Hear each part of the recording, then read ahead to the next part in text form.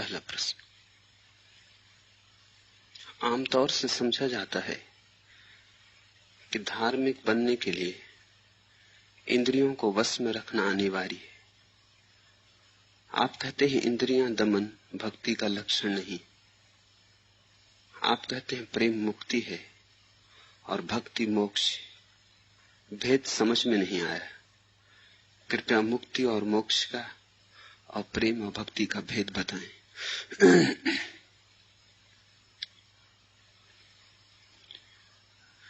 एक बात सदा ध्यान में रखना, जो आमतौर से समझा जाता है वह आमतौर से गलत होता है। भीड़ के पास सत्य नहीं है, कभी नहीं रहा। सत्य सदा व्यक्तियों में घटता है और उनमें ही घटता है जो अपूर्व रूप से अपनी पात्रता निर्मित करते हैं। विरले व्यक्तियों में घटता है। भीड़ तो कामचलाऊ बातों को मानकर चलती रहती, भीड़ तो उधार को मानकर चलती रहती, भीड़ तो झूठे पर भरोसा रखती। इसलिए दुनिया में सभी भीड़ों के अलग अलग नाम हैं। किसी भीड़ को हम कहते हैं हिंदू, किसी भीड़ को हम कहते हैं मुसलमान, किसी भीड़ को हम कहते हैं ईसाई। जीसस के पास सत्य था, ईसाइयत के पास नहीं। कृष्ण के पास सत्य था, हिंदू के पास नहीं। हिंदू तो कृष्ण को मान लिया है, कृष्ण ने जो कहा उसे स्वीकार कर लिया है। हिंदू ने स्वयं अनुभव नहीं किया। स्वयं अनुभव करे तो कृष्ण हो जाए, दूसरे का मान ले तो हिंदू हो जाता, मुसलमान, ईसाई, जैन, बौद्ध। और ध्यान रखना, जो सत्य स्वयं नहीं जाना है वो सत्य नहीं हो सकता। मेरा जाना हुआ मेरा है। मैं तुम्हें कहूं, तुम सुन भी लो, शब्द से बुद्धि से समझ भी लो, फिर भी तुम्हारे लिए सत्य नहीं होगा। तुम्हारे लिए तो शब्द मात्र होंगे, शास्त्र मात्र होगा, तुम्हारे लिए सिद्धांत मात्र होगा, सत्य नहीं। सत्य तो प्राणों के गहराई में अनुभव हो तभी होता है। तुम्हारे लिए बात उधार होगी। जैसे किसी ने प्रेम किया और उसने तुम्हें प्रेम की बातें कही, तुमने सुनी, समझी भी, फिर भी क्या तुम प्रेम समझ जाओगे? प्रेम तो अनुभव है। तुम तोते की तरह दोहराने लगोगे उन बातों को, तोते बन जाओगे, पंडित बन जाओगे। सभी पंडित तोते होते। थोड़ी बहुत तुम्हारे पास सूचनाओं की संपदा हो जाएगी, तुम्हारे अहंकार में थोड़े आभूषण लग जाएंगे, लेकिन तुम्हें प्रेम का अनुभव होगा। जल के संबंध में लाख पढ़ो, लाख सुनो, जब तक पिया ना हो तब तक जल का गुण समझ में ना आएगा। और ध्यान रखना, पीने पर भी तभी समझ में आएगा जब गहरी प्यास हो। अगर प्यास ना हो और कोई जबरदस्ती तुम्हें जल पिला दे तो तुम्हें वह तृप्ति अनुभव नहीं होगी, क्योंकि तृप्ति के पहले प्यास चाहिए। तृप्ति जल से नहीं होती, ध्यान रखना। तृप्ति तो प्यास की त्वरा से होती, जल तो माध्यम बनता है, लेकिन उसके पहले प्यास चाहिए। मैं तुम में सत्य डाल दूं तो भी तुम्हारे जीवन में कहीं कुछ परिणाम नहीं होगा। तुम प्यासे ही ना थे। प्यासे न थे तो जल कैसे अनुभव में आए? हां, जल का शास्त्र समझ में आ सकता है। दुनिया में सत्य विरलों को उपलब्ध होता है, और ऐसा नहीं है कि सत्य ने कोई शर्त लगा रखी है कि विरलों को ही उपलब्ध होंगे। सत्य सभी को उपलब्ध हो सकता है, लेकिन विरले ही प्यासे होते। सत्य सभी की संपदा हो सकती, सत्य सभी का अधिकार है, जन्म सिद्ध अधिकार है, स्वरूप सिद्ध अधिकार है। लेकिन दावा करोगे तब ना, घोषणा करोगे तब ना, दांव पर लगाओगे अपने को तब ना। तो आमतौर से जो माना जाता है वो तो समझ लेना कि आमतौर से गलत ही होगा।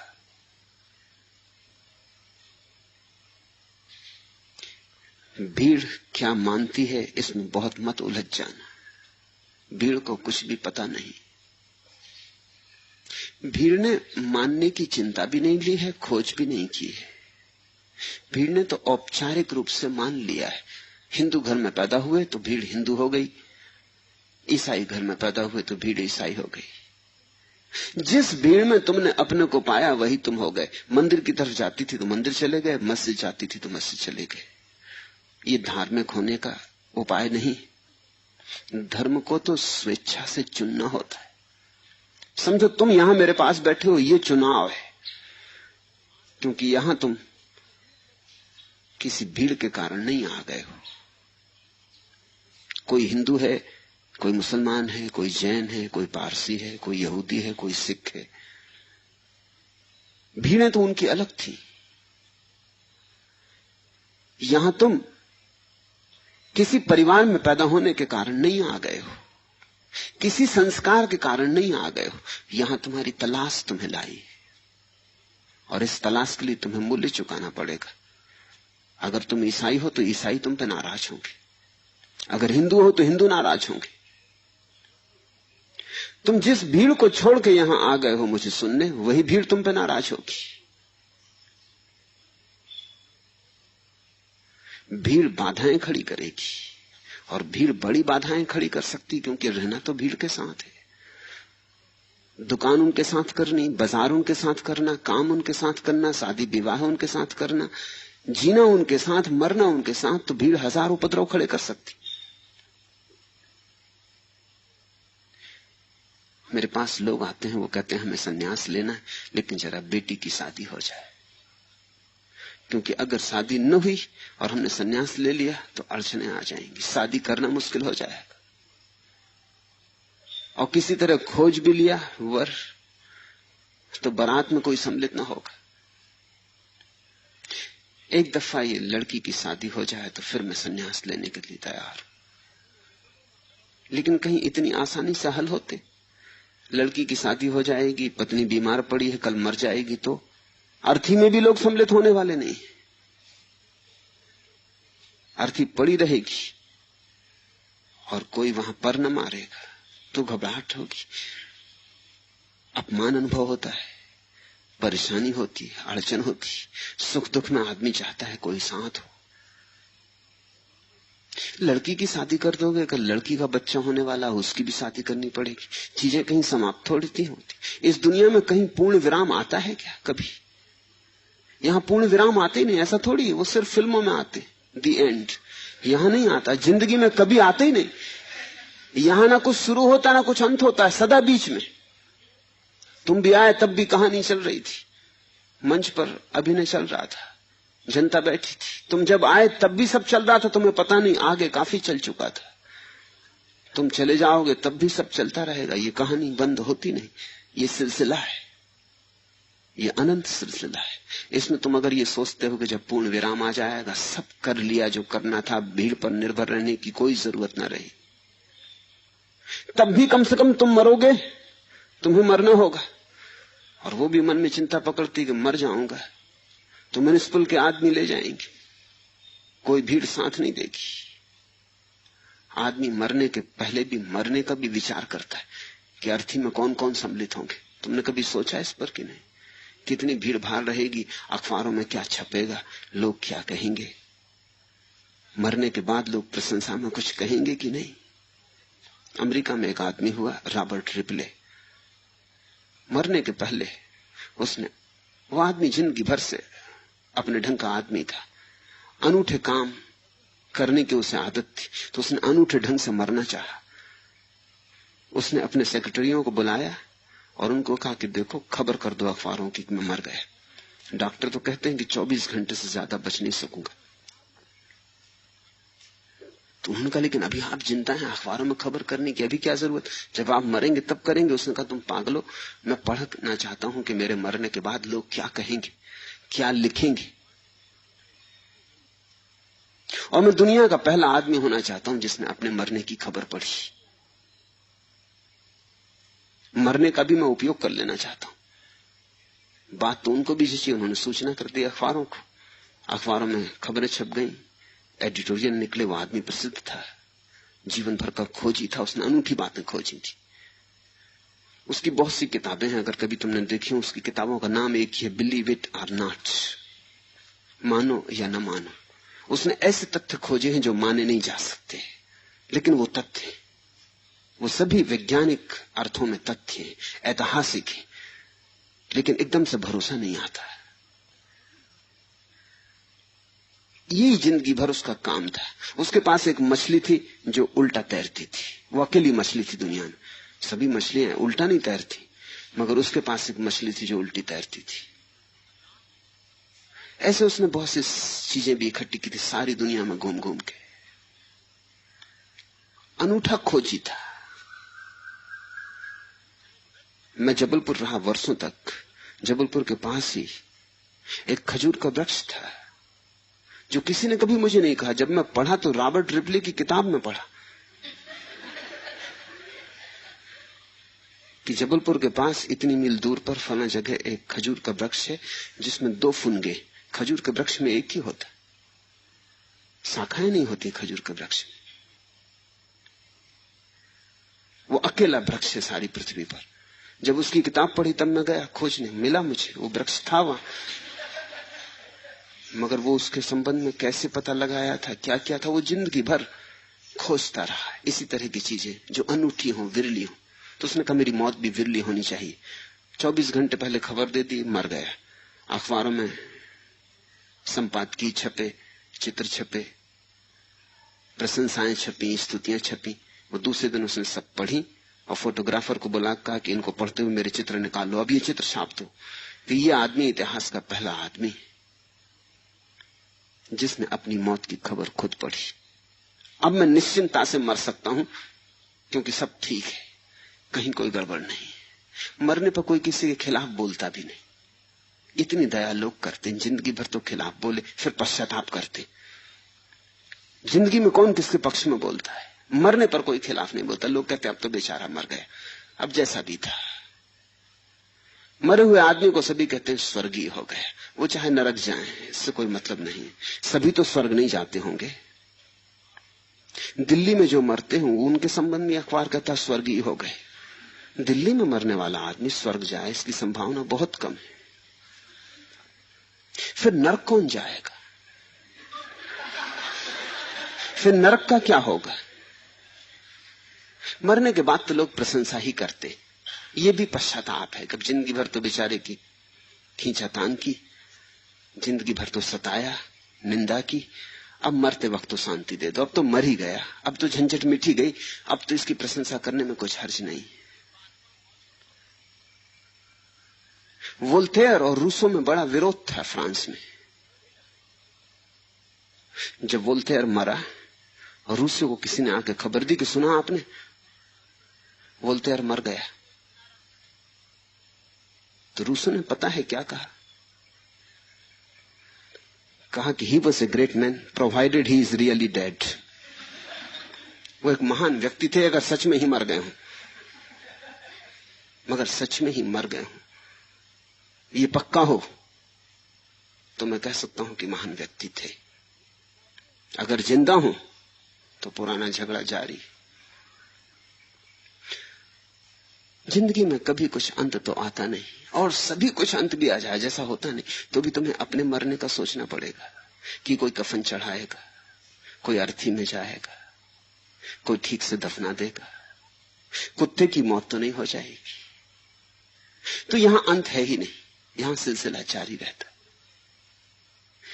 भीड़ से जब तुम आते हो मेरी तरफ तो तुम्हें ये सब जोखिम लेनी पड़ती। ये जोखिम पुरानी है। जिन लोगों ने क्राइस्ट को चुना था उन्होंने भी ये जोखिम ली थी, और जिन्होंने कृष्ण को चुना उन्होंने भी जोखिम ली थी। जिन्होंने कबीर को चुना उन्होंने भी जोखिम ली थी। जिन्होंने नानक को चुना उन्होंने भी जोखिम ली थी। ये जोखिम सनातन है, ये धार्मिक व्यक्ति को लेनी ही पड़ती है।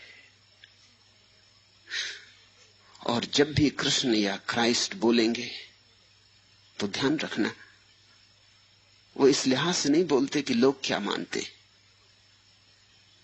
लोग क्या मानते हैं इस हिसाब से तो राजनीतिक बोलता है। राजनीतिक वही बोलता है जो लोग मानते। राजनीतिक पहले पता लगाता है कि लोग मानते क्या है। लोगों की धारणा क्या है? जो लोग सुनना चाहते हैं राजनीतिक, वही बोलता है, उसे और बढ़ा चढ़ा के बोलता है। लोगों के विपरीत राजनीतिक नहीं बोलता, क्योंकि लोगों से मत लेना है। राजनीतिक तो लोगों पर निर्भर है। जिसको तुम नेता कहते हो वो अपने अनुयायियों का भी अनुयायी होता है, वो उन्हीं की तरफ देख चलता है। मैंने सुना एक मुल्ला नसरुद्दीन एक दिन अपने गधे पे बैठ के भागा जा रहा था, बाजार से निकला तो लोगों ने पूछा, अरे कहां जा रहा हो नसरुद्दीन? उन्होंने कहा, मुझसे मत पूछो, इस गधे से पूछो। उन्होंने पूछा, हम समझे नहीं कि गधे से क्यों पूछे? उन्होंने कहा कि मैं बहुत इसको चलाने की कोशिश करके हार चुका, हर जगह उपद्रव खड़ा कर देता है, बीच बाजार में अटक जाएगा, टस से मस नहीं होगा, भीड़ लग जाती। तो मैंने एक राज सीख लिया, ये जिस तरफ जाता है मैं उसी तरफ जाने देता हूं। इसमें कम से कम अपनी मालकियत तो कायम रहती। लोगों को ये तो लगता है कि यार नसरुद्दीन का गधा बिल्कुल आज्ञाकारी, इससे किसी को कानो कान खबर नहीं होती कि मेरे इसके बीच कुछ झंझट। ऐसा ही नेता होता है। नेता पहले देख ला अनुयायी कहां जा रहे हैं, किस तरफ झंडा ऊंचा कर रहे हैं, वो झट से उन्हीं के आगे आगे खड़ा हो जाता है। इतनी वो कुशलता जानता है कि झंडा किसी तरफ ऊंचा हो रहा हो, उसे आगे खड़ा हो जाना है। बस वो भीड़ भाड़ में पीछे खड़ा नहीं होता, भीड़ के आगे खड़ा हो जाता। भीड़ पूरब जाए तो वो पूरब जाता है, भीड़ पश्चिम जाए तो वो पश्चिम जाता है। भीड़ कहती है गरीबी हटाओ तो वो और जोर से चिल्लाता है, गरीबी हटाओ। भीड़ कहती है समाजवाद लाओ तो वो कहता है यही तो लाना है, समाजवाद लाओ। मगर कुछ भी हो, मैं आगे हूं। जो भीड़ कहती है उसको वो और जोर से कहता है। और कुशल राजनेता उसे कहते हैं जो भीड़ में बदलते हुए मौसम को पहचान ले, समय के पहले पहचान ले। नहीं तो चूक जाएगा, कोई दूसरा चिल्लाने लगेगा आगे खड़े होके, तुम चले जा रहे हो, तूने पीछे लौट के नहीं देखा। ऐसा ही इंदिरा का हुआ ना, चली गई, पीछे लौट के देखा नहीं कि भीड़ आ रही कि नहीं आ रही। जब देखा तो भीड़ जा चुकी थी। तब वहां कोई भी नहीं था, पुलिस के ऑफिसर थे, कलेक्टर कमिश्नर थे, सीबीआई के लोग थे, सब तरह के और चमचे थे, वो थे। लेकिन जनता जा चुकी थी, देर हो गई, चूक हो गई। बीच बीच में लौट कर देखना पड़ता नेता को कि जनता आ रही कि नहीं, जनता किधर जा रही, जल्दी से हट के उसी के आगे हो जाना। जनता को यह भ्रम बना रहता है कि नेता आगे हमारे साथ है। संत कोई नेता नहीं है। तुम्हें क्या अच्छा लगता है वह नहीं बोलता, जो है वह बोलता है। इस फर्क को ख्याल में ले लेना। जैसा है वैसा बोलता है, जैसा है वैसा का वैसा बोलता है। तुम्हें रुचे न रुचे, तुम्हें मीठा लगे तुम्हें कड़वा लगे, बहुत संभावना तो है कि कड़वा लगेगा, क्योंकि तुम्हें जो चीज मीठी लग रही है वो जहर है और तुम जन्मों से उसके आदी हो गए हो। जब कोई तुम्हें तुम्हारी आदतों से जगाता है तो पीड़ा होती। सुबह तुम बड़ी गहरी नींद में सो रहे हो, बड़े मजे के सपने देख रहे हो, कोई उठ हिलाने लगता है कि उठो। और यह भी हो सकता है कि रात तुम कह के सो हो कि सुबह मुझे उठा देना, कि मुझे ट्रेन पकड़नी, कि मुझे किसी काम पे जाना है। तुम्हारे ही कहने के कारण कोई आदमी तुम्हें सुबह उठा रहा हो तो भी दुश्मन मालूम पड़ता है, तो भी लगती है कि दुष्ट कहां से आ गया, कि इसको जरा भी अकल नहीं कि अभी एक करवट तो और ले लेने दे। तुम खुद कहते हो तो भी जगाने वाला दुश्मन मालूम पड़ता है। और संतों से तुमने कभी कहा नहीं कि जगाओ। और ये तुम्हारी नींद बड़ी पुरानी है और वो तुम्हें झकझोरे डालते, वो तुम्हें हिलाते, वो कहते उठो, वो तुम्हें चोट करते। तुम मधुर सपना देख रहे थे, तुम महल देख रहे थे सोने का, तुम देख रहे थे सुंदर स्त्रियां, तुम देख रहे थे अप्सराएं, तुम स्वर्ग में विराजमान थे, तुम सिंहासन पे बैठे थे, देवी देवता तुम्हारे चारों तरफ नाच रहे थे, तुम्हारे यशोगान कर रहे थे। और ये सज्जन आ गए और ये तुम्हें हिलाने लगे कि उठो, कि ये सब सपना है, कि जागो। संत से तुम सदा नाराज होगे। जो संत से राजी हो जाए वह संत हो गया। भगत देख राजी हुई, जगत देख रोई। मीरा कहती भगत देख राजी हुई। भगत को देख के जो राजी हो जाए वो भगत, संत को देख के जो राजी हो जाए वो संत। संत बहुत नहीं, तुम्हें अड़चने, तुम सत्य तो जानना ही नहीं चाहते क्योंकि तुम जीते झूठ में हो। फ्रेडरिक नीत्शे ने कहा है कि लोग मर जाएंगे अगर उनके झूठ छीन लिए जाएं। लोग झूठों के सहारे जीते, झूठों से उनकी जिंदगी में चिकनाई बनी रहती, लुब्रिकेंट है झूठ। कोई स्त्री तुमसे कह देती तुमसे सुंदर पुरुष कोई भी नहीं, अब ये सरासर झूठ। इतनी बड़ी पृथ्वी पर तुमसे सुंदर कोई पुरुष नहीं। और इस स्त्री ने ऐसे जाने कितने पुरुष हैं, देखे कितने पुरुष हैं। अभी कोई परीक्षा हुई है, कोई ओलंपिक हुआ है, कोई चुनाव हुआ है, कहीं तय हुआ कि कौन आदमी सबसे ज्यादा सुंदर है? नहीं। लेकिन तुम भी फिक्र नहीं करते, हालांकि तुम भी जानते हो कि सरासर झूठ है, मगर ये झूठ मानने जैसा लगता है। तुम किसी स्त्री से कहते हो कि तुझसे मुझे जितना प्रेम है किसी से न कभी था न कभी होगा, और जन्म जन्म ये टिकेगा, ये अमर है। ये झूठ है। झूठ इसलिए है कि यही बात तुम और स्त्रियों से भी पहले कह चुके हो, और झूठ इसलिए कि यही बात बहुत संभव है कि तुम और स्त्रियों से आगे भी कहोगे, और झूठ इसलिए कि यही बात और पुरुषों ने भी इस स्त्री से पहले कही है, तब भी इसने माना था। और झूठ इसलिए है कि क्षण भंगुर मन से शाश्वत प्रेम हो कैसे सकेगा? मन ही क्षण भंगुर है। आज जो स्त्री सुंदर लग रही है कल हो सकता है दो कौड़ी की मालूम होने लगे। अक्सर ऐसा हो जाता है। स्त्री मिल जाए तो दो कौड़ी की हो जाती, न मिले तो प्रेम कायम रहता है। धन्य भागी थे मजनू कि स्त्री नहीं मिली, मिल जाती तो सिर फोड़ते, कहीं बैठे बाजार में चना बेचते होते, बाल बच्चे पालते। तो नहीं मिली तो मजा कर रहे हैं, तो लैला लैला चिल्ला रहे हैं। एक आदमी एक पागल खाने में गया, उसने एक कोठरी में एक आदमी को सिर पीटते देखा, और एक तस्वीर हाथ में लिए छाती से लगाया और आंखों से आंसू की जलधार बह रही। तो पूछा उस आदमी ने कि इस पागल को क्या हुआ? उसने कहा देखते नहीं वो तस्वीर, इस स्त्री के पीछे दीवाना था, वो इसे मिली नहीं। बात समझ में आ गई कि रो रहा है, दुखी हो रहा है, इसी के पीछे पागल हो गया। उसके सामने की कोठरी में एक दूसरा आदमी था, वो अपने कपड़े फाड़ रहा था और दीवानों को घूंसे मार रहा था और सिर पटक रहा था जमीन पे और बाल नोच रहा था। पूछे इसको क्या हो गया? मैंने कहा इसकी मत पूछो, जो स्त्री उसको नहीं मिली वो इसको मिल गई। ये उस स्त्री के मिलने की वजह से पागल हो गया।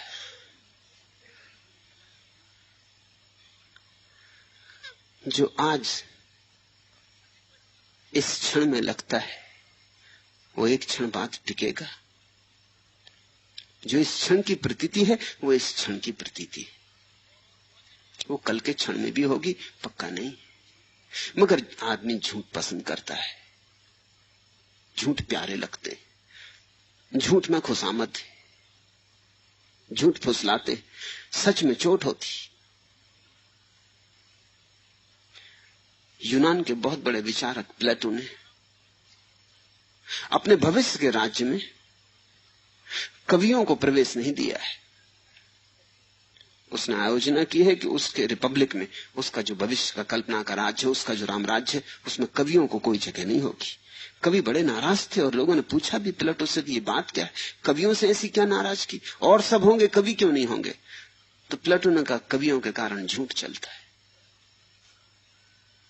और मेरे राज्य में झूठ नहीं चाहिए, सच चाहिए। अब और सपने नहीं, अब यथार्थ चाहिए। लेकिन प्लेटो का राज्य कभी बनेगा नहीं। नीति से ज्यादा सही बात कह रहा है कि लोग झूठ में ही जीते हैं, लोग झूठ नहीं छोड़ सकते। झूठ हट जाए तो उनकी गाड़ी ठहर जाए, झूठ हट जाए तो जीने योग्य कारण ही न रह जाए। कोई इस झूठ में जीता है कि धन मिल जाएगा तो बड़ा सुख होगा, ये झूठ है। किसी को कभी धन मिलने से सुख नहीं हुआ। सारी बातें इस पक्ष में गवाह देती हैं कि किसी आदमी को धन मिलने से सुख नहीं हुआ, मगर फिर भी ये झूठ चलता है कि धन मिल जाएगा तो सुख होगा, पद मिल जाएगा तो सुख होगा। किसी को कभी नहीं मिला। पूरा मनुष्य जाति का इतिहास निरपवाद रूप से सिद्ध करता है कि पद मिलने से किसी को सुख नहीं मिला। नहीं तो बुद्ध सिंहासन छोड़कर जाते क्यों? नहीं तो महावीर राजमहल छोड़ जंगलों में क्यों भटकते? पद से मिलता होता सुख, सुगम हो गई होती बात, तब तो सिकंदर और नेपोलियन और चंगेज खां और नादिर शाह और स्टालिन सभी बुद्ध पुरुष हो जाते। मगर नहीं, पद से कहीं सुख नहीं मिलता, पर झूठ जारी है। झूठ हमारे रग रग रेसे रेसे में प्रविष्ट हो गया है। आदमी की भीड़ झूठ से जीती। संत को कहना है वही जो है, जैसा है वैसे का वैसा, पत्थर को पत्थर, गुलाब को गुलाब, जैसा है वैसा। फिर चोट लगे तो लगे, ना लगे तो ना लगे। जिसको नहीं लगेगी चोट, या तो वो बहरा है या जाग गया। जिसको चोट लगेगी उसे लगनी ही चाहिए, क्योंकि चोट ही जगाएगी, नहीं तो वो जागेगा कैसे। मैं तो वही कहता हूं जैसा है, उसमें रत्ती भर फर्क नहीं करना चाहता हूं। मैंने सुना एक गांव में एक महात्मा आए, प्रवचन दे रहे थे, तो सामने ही एक महिला अपने बच्चे को लिए बैठी थी। वो बच्चा बड़ी गड़बड़ कर रहा था। अब बच्चे को तो कुछ मतलब ही नहीं महात्मा से, कभी कुछ कहता कभी कुछ कहता। महात्मा भी परेशान हो रहे थे, उनका प्रवचन भी ठीक से नहीं चल पाता था उस बच्चे के कारण।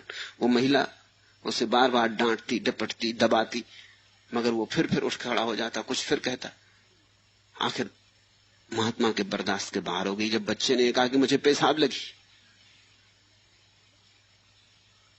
मानो उसको कहा चुप रहे चुप रहे, मगर वो कहा को चुप रहे, वो बोला मुझे जोर से पेशाब लगी। बच्चे भी होते हैं, वो भी अपना रास्ता निकाल लेते हैं, अब तुम उनको दबा भी नहीं सकते। अभी कभी आइसक्रीम मांग रहा था थोड़ी देर पहले, चलो समझा बुझा दिया कि शाम को दे देंगे, मगर पेशाब लगी तो अब शाम को थोड़ी। उसने भी तरकीब निकाली, आखिर बच्चों में भी बुद्धि तो है ही। उसने भी बाधा खड़ी कर दी, उसने कहा ऐसी चीज लगी कि अब उसमें इसी वक्त होना चाहिए। आखिर महात्मा से नहीं रहा गया। महात्मा ने कहा कि सुन देवी, बच्चे में संस्कार नहीं, तू बड़े घर की है, प्रतिष्ठित कुल तेरा, समृद्ध है, बच्चे को कुछ संस्कार दे। सत्संग में, मंदिर में इस तरह के शब्द बोले जाते हैं, पेशाब। तो महिला ने कहा मैं इसको और कौन सा शब्द सिखाऊं? तो उन्होंने कहा कुछ भी सिखा दे, कोई भी एक प्रतीक शब्द समझो कि इसको कह दे कि मुझे गाना गाना है। जब भी इसको पेशाब लगे ये कह दे गाना गाना है, किसी को पता भी नहीं चलेगा। तू अपने ले गई बाहर, मगर ये क्या कि बीच में खड़ा होकर वो कह रहा है इधर ब्रह्मचर्चा चल रही और इसको पेशाब लगी। महिला को भी बात तो जची, उसने जाके बच्चे को खूब समझाया बुझाया। वो बच्चा राजी भी हो गया। घर में भी उससे कहा तू इसी का अभ्यास कर, नहीं तो एकदम से सत्संग में कैसे अभ्यास करेगा। तो घर में भी वो इसी का अभ्यास करता, कभी भी जाता तो कहता गाना गाना। फिर 3 महीने बाद झंझट हुई। संयोग की बात, महात्मा फिर आए गांव, उसी महिला के घर मेहमान हुए। रात को संयोग कोई पड़ोसी बीमार हो गया बहुत, और महिला को जाना पड़ा। वो बच्चा अकेला सोने को राजी नहीं था, तो उसने कहा महात्मा के पास सो जाओ। तो महात्मा जी के पास सुला गई और चली गई। रात के कोई 2 बजे होंगे। महात्मा जी की बड़ी तोंद लयबद्ध नीचे ऊपर हो रही थी और उनकी नाक से 7 स्वर एक साथ निकल रहे थे।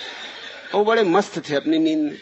तभी उस बच्चे ने उनको हिलाया और कहा महात्मा जी गाना गाना है। महात्मा ने कहा हद हो गई धत्तेरे की, आधी रात गाना गाना, ये भी कोई बात हुई? सो जा चुपचाप। महात्मा जोर से दबकाए उसको, तो थोड़ी देर तो पड़ा रहा, लेकिन जो गाना गाना ही है तो वो पड़ा भी कैसे रहे। उसने फिर थोड़ी देर बाद जब उनका फिर स्वर जमने लगा और तोंद फिर हिलने लगी और आवाज फिर निकलने लगी, बच्चे ने फिर उनको हिलाया, कहा महात्मा जी गाना गाना ही पड़ेगा। महात्मा ने कहा तू सोने देगा रात भर की नहीं? ये किस तरह का गाना? दिन में गाना, चुपचाप सो जा नहीं तो 2 चपाती लगा दूंगा। अब महात्मा ने चपाती की बात कही तो बेचारा फिर चुप रह गया, लेकिन अब वो चुप रहे भी कैसे, गाना गाना ही था। फिर उसने महात्मा को हिलाया, थोड़ी देर उसने कहा महात्मा जी सुबह तक रुक नहीं सकता, अभी गाऊंगा। महात्मा ने कहा मोहल्ले पड़ोस के लोगों को भी जगा देगा, अच्छी झंझट तेरी माँ मेरे पीछे लगा गई, ये कोई, तू चुपचाप सो जा। गाना कोई ऐसी चीज थोड़ी है कि अभी इतनी जरूरी होगी कि अभी गाए। बच्चे ने कहा महात्मा जी गा लेने दो, नहीं तो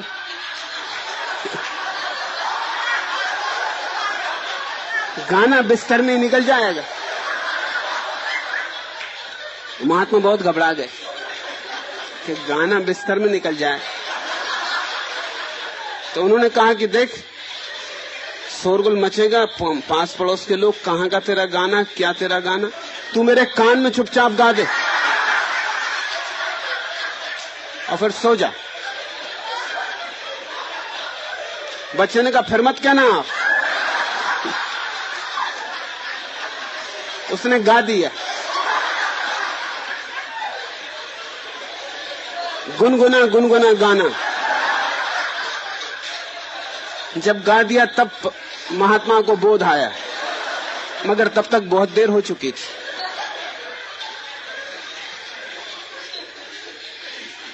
मैं बात जैसी है उसको वैसी कह देना पसंद करता हूं। इधर गोल गोल बातें खोजने से कोई सार नहीं, उससे झंझटें बढ़ती। तुम्हारे पास काफी झूठ वैसे ही इकट्ठे हो गए, उन झूठों को तोड़ डालना है। इन सारे झूठों में सबसे बड़ा झूठ है कि इंद्रियों को वश में रखना अनिवार्य है धर्म के लिए। ये सबसे बड़ा बुनियादी झूठ है। परमात्मा इंद्रियां देता है और महात्मा सिखाते हैं कि इंद्रियों को नष्ट कैसे करो। जॉर्ज गुजिएफ कहता था कि मेरे अनुभव में एक बात बड़ी अजीब आई है कि महात्मा परमात्मा के विपरीत मालूम पड़ते। इस बात में बड़ा मूल्य है। परमात्मा इंद्रियां देता है और महात्मा कहते हैं इंद्रियों का दमन करो। ये बात जचती नहीं, ये धार्मिक नहीं हो सकती। इंद्रियों को परिशुद्ध करो, दमन नहीं। इंद्रियों का निखार करो, परिष्कार करो। आंखों को इतना उज्जवल बनाओ कि जहां भी जो भी दिखाई पड़े परमात्मा ही अनुभव हो। कानों को इतना शुद्ध करो कि जो स्वर भी सुनाई पड़े वो उसी के अनाहत नाद का अंग हो। प्रेम को ऐसा परिपूर्ण करो कि जिस पे भी प्रेम डालो वही तुम्हारा कृष्ण हो जाए। तो मैं इंद्रियों के दमन के पक्ष में नहीं, जो पक्ष में है वो धार्मिक नहीं। लेकिन इंद्रियों के दमन करने की बात लोगों को जची इसलिए कि दमन करने से अहंकार को मजा आता है। किसी को भी दबाओ तो अहंकार को मजा आता है, दूसरे को दबाओ तो भी मजा आता है, अपने को दबाओ तो भी मजा आता है। अहंकार को मजा ही दबाने में आता है। किसी की छाती पे बैठ जाओ तो मजा आता, अपनी ही छाती पे बैठ जाओ तो भी मजा आता है। अहंकार संघर्ष से जीता है। तो या तो दूसरों से लड़ो और दूसरों को हराओ, मगर दूसरों से लड़ना हमेशा संभव नहीं होता और महंगी भी बात है। तो अपने से ही लड़ो, अपने को ही दबाओ। या तो दूसरों को जीतो या अपने को जीतो, मगर जीतो जरूर। जहां जीत है वहां अहंकार को मजा आता है कि मैं कुछ खास विशिष्ट। तो इंद्रियों को दबाने की बात अहंकारियों को खूब जमी और समाज को भी ये बात जमी, क्योंकि जो इंद्रियों को दबाने में लग जाता है वो समाज के लिए सहयोगी हो जाता है। वो दूसरों को नहीं दबाता, नहीं तो वो दूसरों को दबाएगा। दबाने का कहीं उसे रस है तो दबाने का रस वो निकालेगा। अगर अपने को दबाने लगे तो समाज सुविधा में हो जाती, उस आदमी से झंझट मिटी। वो अब दूसरे को नहीं दबाता, वो पड़ोसियों को नहीं सताता, वो किसी दूसरे को नीचे नहीं दिखाना चाहता, वो अपने ही साथ जूझ रहा है, वो अपने ही दाएं बाएं हाथ को लड़ा रहा है, वो अंधेरे में अपनी ही छाया से लड़ रहा है। वो जाने, उसका काम जाने। समाज कहती ये सज्जन आदमी। दुर्जन समाज उसे कहती जो दूसरों को दबाता है, उसको कहती गुंडा जो दूसरों को दबाता है। दुष्ट जो अपने को दबाता है उसको कहती साधु। मगर दोनों के पीछे राज क्या है? बात तो एक ही है, दबाने का रस ही अहंकार है। और जब तक दबाना है तब तक तुम समर्पण ना कर सकोगे, क्योंकि दबाना संकल्प है। परमात्मा के चरणों में तो सब छोड़ देना है, सहज भाव से, इतने परिपूर्ण भाव से कि वो जैसा रखे वैसे रहेंगे। जैसा मीरा कहती है, जहां उठा था उठ जाते, बैठा था बैठ जाते, जो करवाता करते, करता वह है। हम मात्र निमित्त, हम उपकरण मात्र। अर्जुन ने वही बात कृष्ण से गीता में पूछी। अर्जुन बनना चाहता है संकल्पवान। वो कहता है ये सब मैं छोड़ के जाता हूं, इसमें क्या रखा है? जंगल में चला जाऊंगा, सन्यासी हो जाऊंगा, अपने आत्मज्ञान की खोज में लगूंगा, चित्त को शांत करूंगा। इस युद्ध में क्या रखा है? इसमें लोग कटेंगे मरेंगे, ये मैं नहीं करना चाहता हूं। लेकिन मैं नहीं करना चाहता हूं, इसमें कर्ता का भाव है। कृष्ण उसे यही समझाते। पूरी गीता इस एक सूत्र पर घूमती है, इस एक कील पर घूमता गीता का चाक, कि तू निमित्त है, तू करता नहीं है। ये भ्रांति तू छोड़, करने वाला परमात्मा है, वो जो करवाए। अगर उसने तुझे युद्ध में ला खड़ा किया है तो ठीक, यही मर्जी, होने दे। तू बीच में अड़ मत, तू सिर्फ द्वार खोल दे, परमात्मा को तेरे से उतरने दे, जो उसे करना है कर। क्योंकि मैं तुझसे कहता हूं अर्जुन कि जो मरने वाले हैं वो मर ही गए, जो मरेंगे वो मर ही चुके। मैं उन्हें देख रहा हूं, वो मुर्दे, सिर्फ कोई धक्का देने वाला चाहिए और उनकी लाशें गिर जाएंगी। अगर तू धक्का न देगा तो कोई और धक्का देगा, मौत तो होने ही वाली। ये तेरे कारण नहीं हो रही। तू अपने को कारण मान के अहंकार को मत भर, तू अपने को कर्ता मान ही मत, उपकरण मात्र हो जा। जो बात कृष्ण बहिर्युद्ध के लिए कहते हैं, वही मैं तुमसे कहना चाहता हूं तुम्हारे पूरे जीवन के युद्ध के लिए। तुम चेष्टा मत करो, कर्ता मत बनो, तुम सहज उसके हाथ में छोड़ दो। उसने आंखें रूप देखने को दी हैं, तो जरूर रूप में कुछ छिपा है। तो तुम रूप को गौर से देखो, तुम प्रगाढ़ता से देखो, तुम रूप में गहरे डुबकी लगाओ, तुम रूप की तलहटी में जाओ और तुम अरूप को छिपा पाओगे। अगर देह प्यारी लगती है तो और गहरे उतरो, देह के भीतर तुम मन का सौंदर्य पाओगे। और गहरे उतरो, मन के भीतर तुम आत्मा का सौंदर्य पाओगे। और गहरे उतरो और हर आत्मा के भीतर तुम परमात्मा का सौंदर्य पाओगे। ये जो देह पर थोड़ी सी झलक दिखाई पड़ती है, आभा, सौंदर्य, महिमा, ये आती भीतर से ही है। ये झलक अंतर की ही है। तुम इस छाया में मत अटक जाओ, तुम इसके मूल स्रोत को खोजो। जैसे झील में चांद बना, सुंदर लगता है, लेकिन झील में चांद है नहीं, चांद तो आकाश में, झील में तो प्रतिबिंब है। जो आदमी झील में डुबकी मार जाए चांद को खोजने के लिए, वो ना समझे, वो कभी चांद तक नहीं पहुंचेगा। अब ये जो लोग चांद पे गए, अगर झीलों में उतरते तो चांद पे कभी नहीं पहुंचते। कैसे पहुंचते? प्रतिबिंब में तो कोई खोज नहीं हो सकती। प्रतिबिंब में अंततः हाथ में राख लगती, राख भी नहीं लगती, कोरे खाली हाथ रह जाते। तो जिस आदमी ने शरीर में सौंदर्य को देखा और शरीर में ही खोजने चला गया, उसने भूल की। वो झील में डुबकी मारने लगा और चांद ऊपर है, और झील में खोजा बिना और नहीं पाया चांद को। बाहर निकल कर उसने कहा कि चांद है ही नहीं। ये दूसरी भूल है। पहली भूल भोगी की भूल थी कि शरीर में सौंदर्य खोजने गया। दूसरी भूल तुम्हारे तथाकथित त्यागी की भूल है। वो कहता सौंदर्य है ही नहीं, मैंने खोज के देखा, वहां कुछ भी नहीं। मैं तुमसे कहता हूं दोनों गलत हैं। आंखें ऊपर उठाओ। अगर झील में सौंदर्य है तो कहीं से आता होगा, झील में नहीं मिलता है खोजने से तो जरूर प्रतिबिंब होगा, इसलिए नहीं मिलता। दिखता तो है, मिलता नहीं। दर्पण के सामने खड़े हो, तुम दिखाई पड़ते हो, मगर दर्पण को तोड़ के खोजने जाओगे वहां कुछ नहीं पाओगे। जब भी कहीं कोई चीज दिखाई पड़े और खोजने पे मिले ना, तो एक बात सिद्ध हो जाती है कि वो प्रतिबिंब था, रिफ्लेक्शन था। मगर प्रतिबिंब होने के लिए बिंब तो होना ही चाहिए, नहीं तो प्रतिबिंब कैसे होगा? झील में चांद दिखा तो आकाश में चांद चाहिए, और शरीर में सौंदर्य दिखा तो सौंदर्य कहीं तो चाहिए ही, नहीं तो शरीर में भी कैसे दिखाई पड़ेगा? शरीर में खोजने से नहीं मिला, ये बात सच है। भोगी गलत सिद्ध हुआ। अब त्यागी कहता है कि हम शरीर को छोड़ के जा रहे हैं, हम शरीर के दुश्मन हो गए, अब हम कभी झील में न झांकेंगे, अब हम झील से भाग रहे हैं, अब हम ऐसी जगह जा रहे हैं जहां झील होगी नहीं, हम रेगिस्तान जा रहे हैं।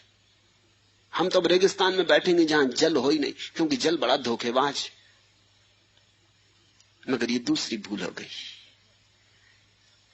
चांद है, झील में नहीं है, ये सच, मगर चांद कहीं है, आकाश में। आंखें ऊपर उठाओ, इस जगत में जो भी सौंदर्य है परमात्मा का है, उसका ही प्रतिफलन।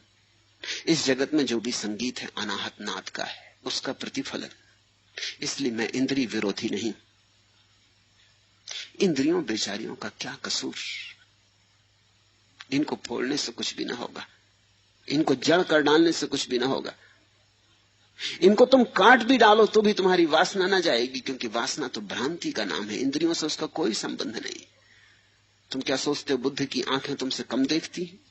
तुमसे बहुत ज्यादा देखती हैं, गहरा देखती, पारदर्शी हो गई, एक्सरे उपलब्ध हो गया उन आंखों को, आर पार देखती है। अब कोई चीज उनके बीच में बाधा नहीं बनती। बुद्ध अंधे थोड़ी हैं, बुद्ध आंख वाले हैं। बुद्ध ने कहा है कि मुझ में और तुम में फर्क इतना ही है, तुम भी आंख वाले हो, मैं भी आंख वाला हूं। तुम आंख बंद किए बैठे हो, मैंने आंख खोल के देखा, बस इतना ही फर्क है।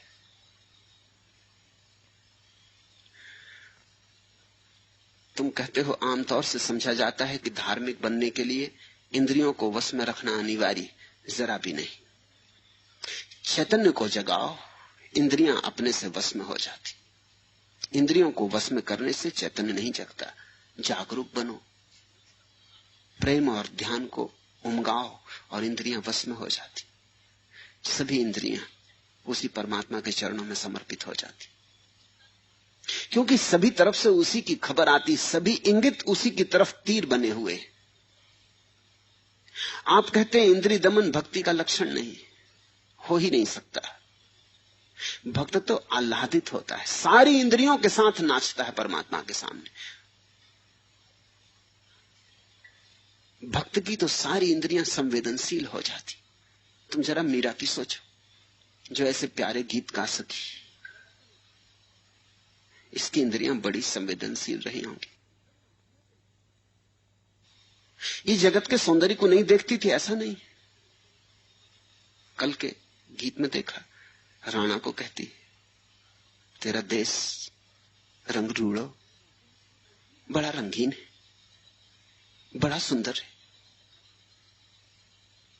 लेकिन मेरा मन तेरे देश में नहीं लगता, क्योंकि राणा तेरे देश में साधु नहीं।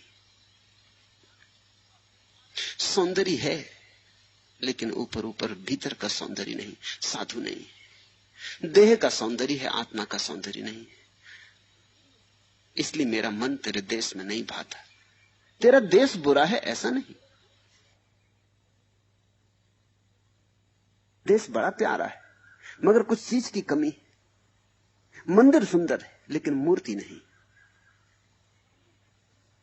मंदिर प्यारा है, संगमरमर का है, लेकिन मंदिर का राजा मौजूद नहीं।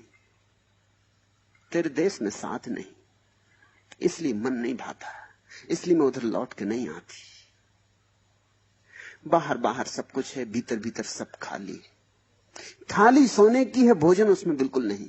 क्या करोगे ऐसी थाली का? देह सुंदर है और आत्मा कुरूप है, क्या करोगे ऐसी देह का? लेकिन ध्यान रखना, इसमें देह का कोई कसूर नहीं। देह अगर कुरूप है तो इसलिए कुरूप है कि भीतर सुंदर आत्मा को जन्माने में तुम असफल हो गए। भीतर जगाओ सौंदर्य को और तुम एक चमत्कार देखोगे। तुम एक चमत्कार देखोगे कि जैसे जैसे भीतर ध्यान, जैसे जैसे भीतर भक्ति, जैसे जैसे भीतर प्रेम का आविर्भाव होता है, वैसे वैसे देह पर भी सौंदर्य की आभा छाने लगती। देह में एक नवीन प्रकाश आ जाता, एक नई चमक आ जाती, अलौकिक, इस पृथ्वी की नहीं परलोक की। तो दमन तो लक्षण नहीं है, ऊर्ध्व गमन लक्षण है भक्ति का। इंद्रियों को उठाना है परमात्मा की तरफ। इंद्रियां नीचे की तरफ न बहती जाएं पदार्थ की तरफ, इंद्रियां उठने लगे, इंद्रियों को पंख लगे, उड़े इंद्रियां आकाश की तरफ, फिर बड़ी प्यारी हैं, अद्भुत है। जिन आंखों ने संसार में भटकाया है, यही आंखें परमात्मा में रमा देंगी, और जिन कानों ने संसार के शोरगुल में तुम्हें उलझाया है, यही कान तुम्हें अनाहत के नाश से भी भर देंगे। यही सीढ़ी जो नीचे ले जाती है ऊपर ले जाती, सीढ़ी तो एक ही होती। सीढ़ी मत तोड़ डालना, नहीं तो पीछे पछताओगे। इस बात को कभी ख्याल किया, इस छोटे से तथ्य को कभी विचार किया कि जिस सीढ़ी से तुम नीचे आते हो उसी से ऊपर जाते हो।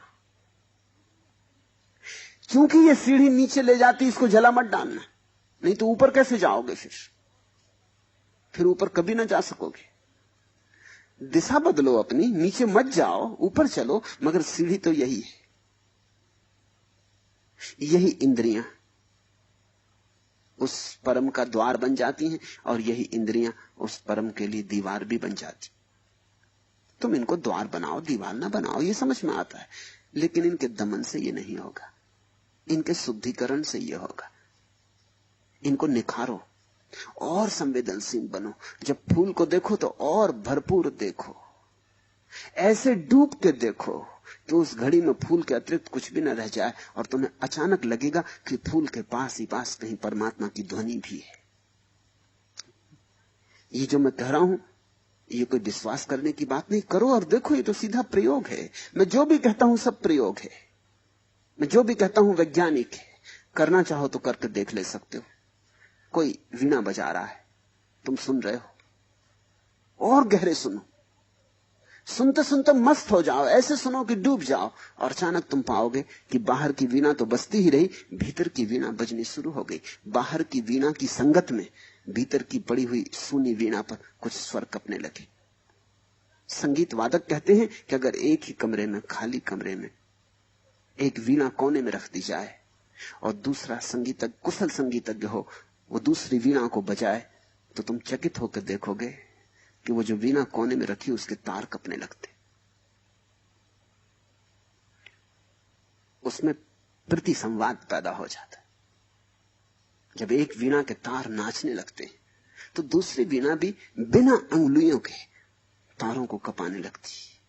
वो जो कंपन पूरे भवन में भर जाएगा, वो वीणा के तार भी पकड़ लेंगे। और ऐसी ही घटना घटती साथ संगत में। किसी की वीणा बज रही है, वो तो मीरा कहती है इसलिए वहां मेरा मन नहीं भाता, वहां साधु नहीं है, वहां कोई वीणा को बजाने वाले नहीं है, जिनकी वीणा सुन के मेरी वीणा बज उठे। संगति का और क्या अर्थ होता है, सत्संग का और क्या अर्थ होता है? किसी की वीणा बज उठी है, तुम अपनी वीणा लेकर उसके पास बैठ गए। तुम्हें पता नहीं कि कैसे वीणा के तार छुओ, तुम्हें यह भी पता नहीं कि वे तार कहां हैं, तुम्हें अपनी अंगुलियों का भी कोई भरोसा नहीं, तुमने संगीत कभी सीखा नहीं, तुम्हें स्वरों का कोई ज्ञान नहीं, कोई फिक्र नहीं। जिसकी वीणा बज रही उसके पास बैठ जाओ, बैठो कुछ दिन, बैठो कुछ समय, बजने दो उसकी वीणा। एक दिन अचानक तुम पाओगे तुम्हारे भीतर कुछ कपा, कुछ कंपन हुआ, कोई लहर समा गई।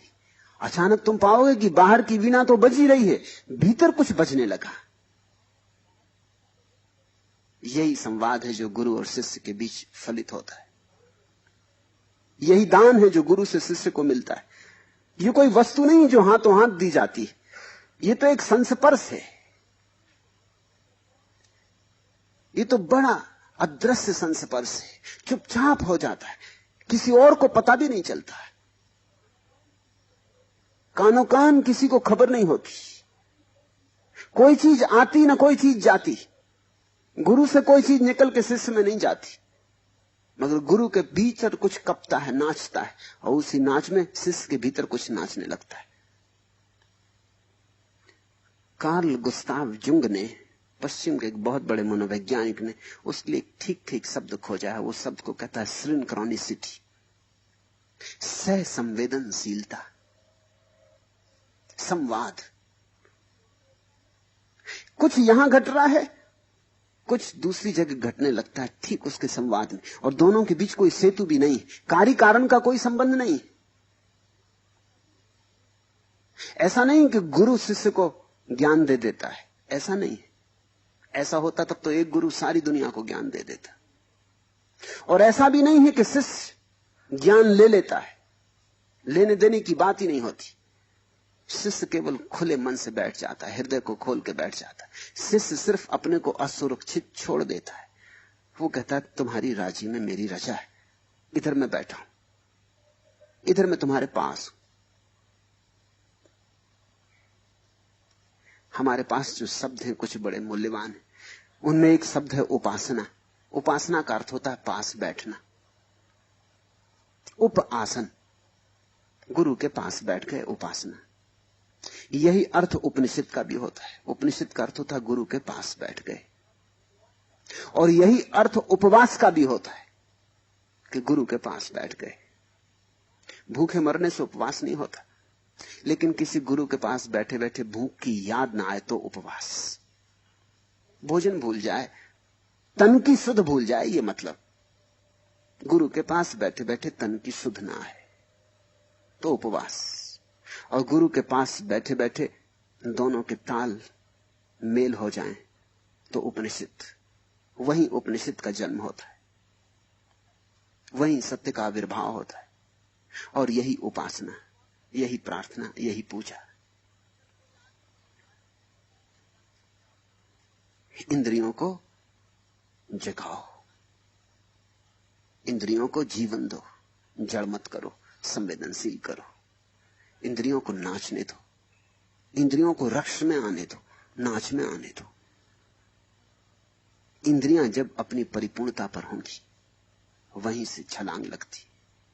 इंद्रियां परमात्मा ने ऐसे ही नहीं दे दी, इसलिए नहीं दे दी कि इनको तोड़ो फोड़ो। दुनिया में दो तरह के लोग हैं जो इंद्रियों के दुश्मन। एक भोगी, वो इनको नष्ट कर देते, वो नष्ट कर देते हैं क्षुद्र में।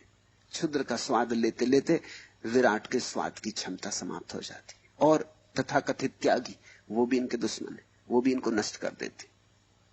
अब कोई आदमी कांटों पर लेटा हुआ, वो क्या कर रहा है? वो ये कर रहा है कि स्पर्श की क्षमता समाप्त हो जाए, शरीर जड़ हो जाए।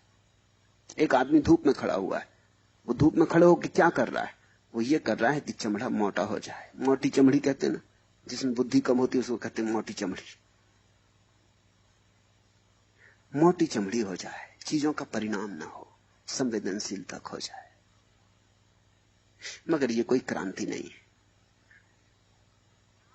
किसी को तुम गाली दो और उसको समझ में ना आए कि तुमने गाली दी, और वो उत्तर ना दे और हंसता हुआ चला जाए, इसको तुम कोई संतत्व तो नहीं कहोगे। ये मोटी चमड़ी, इनकी अकल में ना आई कि गाली थी।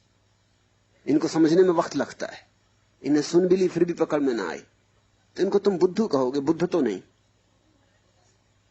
बुद्ध भी नहीं गाली से प्रभावित होते, लेकिन उसका कारण ये नहीं कि वो बुद्धू हो गए। उसका कारण ये कि समझ इतनी हो गई कि अब तुम पे दया आती, गाली देने वाले पे दया आती। ऐसा नहीं कि गाली समझ में नहीं आती, मगर ये दोनों तरकीबें काम में लाई जा सकती हैं। या तो इतना बुद्धत्व पैदा करो, इतना बोध कि गाली समझ में आए, और जो गाली दे रहा उस पर दया आए, करुणा आए कि बेचारा। और तुम्हें कोई चोट ना लगे, क्योंकि तुम्हारे बुद्धत्व में कैसे चोट लग सकती? इसकी गाली इसने दी, इसका काम तुम्हें क्या लेना देना? ये तुम्हारी समस्या ही नहीं है, तुम्हारी शांति अखंडित रहेगी। मगर इसका मतलब ये नहीं है कि वो जो जड़ बुद्धि आदमी है, जिसको किसी ने गाली दी तो वो समझे ही नहीं, अपना हंसता चला गया।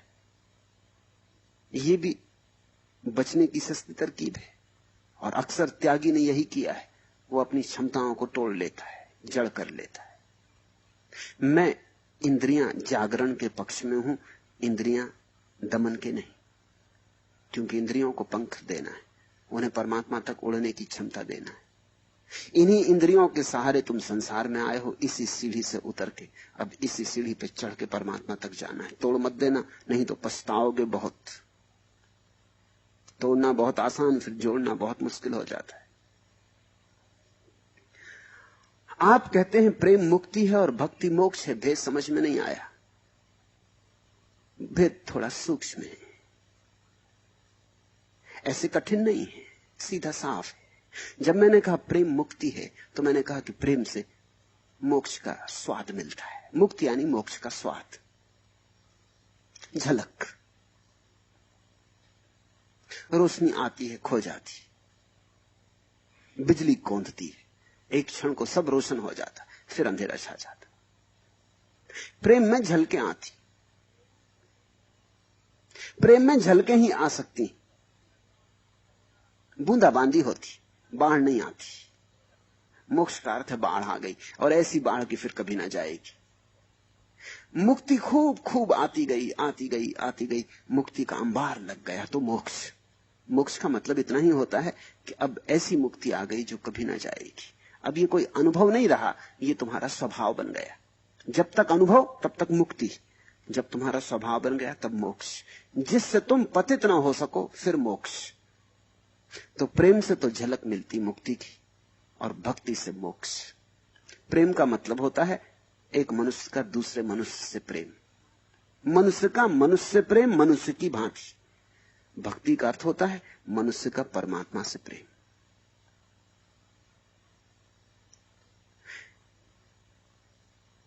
दो मनुष्य एक ही तल पर होते। तुमने किसी स्त्री को चाहा, तुमने किसी पुरुष को चाहा, अपने बेटे को, अपनी बेटी को, पत्नी को, मित्र को, किसी को चाहा। ये चाहत भी थोड़ी थोड़ी झलके लाएगी, क्योंकि ये भी प्रेम है। इसमें भी कभी कभी तुम्हें बड़ी शांति मिलेगी, बड़ा आह्लाद होगा, मगर कभी कभी फिर विषाद। ऊंचाइयां आएंगी, खाइयां भी आएंगी। ऊंचे शिखर भी छुओगे कभी, तब लगेगा कि सब मिल गया, और जब खाई आएगी, अंधेरी अमावस रात आएगी और पूर्णिमा खो जाएगी, तो लगेगा सब खो गया। प्रेम में तुम्हें दोनों घटनाएं घटती रहेंगी।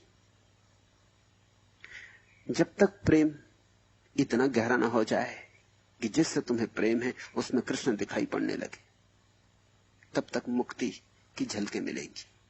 जिस दिन परमात्मा का अनुभव होने लगेगा, प्रेम भक्ति हो गई। भक्ति का अर्थ है प्रेम ने भगवान को खोज लिया।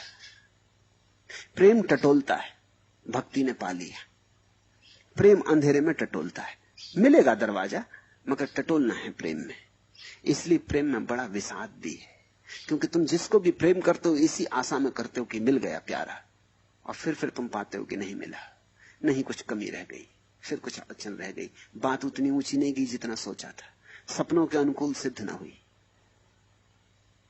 तो हर बार प्रेम में विषाद भी होता है। हर बार किसी को प्रेम करके तुम पाते हो कुछ रिक्त हो गए, कुछ खाली हो गए, कुछ छूछा छूछा हाथ में लगता है। सोचा था बहुत, हुआ बहुत कम। निकले थे सागर खोजने, बूंद हाथ लगी। अपेक्षा सागर की थी और बूंद हाथ लगी, तो निश्चित विषाद होता है।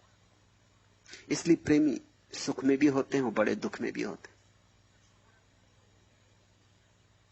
हैं। भक्ति में खोजने गए थे बूंद और मिल गया सागर।